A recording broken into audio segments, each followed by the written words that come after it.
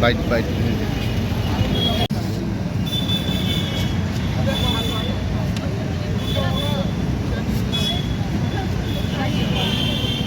कल से यहाँ में है, हम कल से प्रोटेस्ट कर रहे हैं। जो सिनेरियो चल रहा है अभी देश भर में, जो सिनेरियो चल रहा है शिक्षा को लेके, हम इससे नाखुश हैं। सरकार जिस तरीके के स्टेप ले रहे हैं, हम स्टूडेंट से बात करने से उन लोगों को टाइम नहीं मिल रहा है।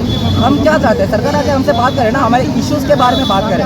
सरकार को क्या प्रॉब्लम हो रहा है हमसे? अरे देश के युवा है, देश के छात्र हैं, हमसे बात करने में इन लोगों को प्रॉब्लम हो रहा है।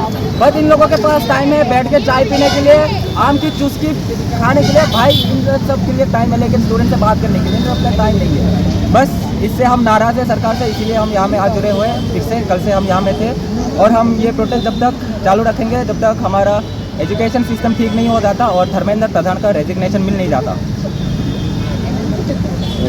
बहुत लोगों ने पूछा है, न्यूज़ ने भी पूछा, ये कौन सा ऑर्गेनाइजेशन हमें फंड प्रोवाइड कर रहा है या कौन से ऑर्गेनाइजेशन हमारे पीछे है। मैं बस एक चीज़ बोलना चाहता हूँ, यहाँ में सारे स्टूडेंट्स हैं जो कि क्लास 9, 10 से लेके कुछ कॉलेज के स्टूडेंट्स भी हैं। वो कौन से ऑर्गेनाइजेशन में जुड़े होंगे? मैं एक स्टूडेंट हूँ, आज यहाँ में मैं लीड कर रहा हूँ। इसका ये मतलब थोड़ी ना है कि मैं इन लोगों को इससे पहले जानता था। मैं किसी को नहीं जानता। अगर मेरे बोलने पे इतने सारे बच्चे आते तो मैं तो अभी इलेक्शन लड़ रहा होता।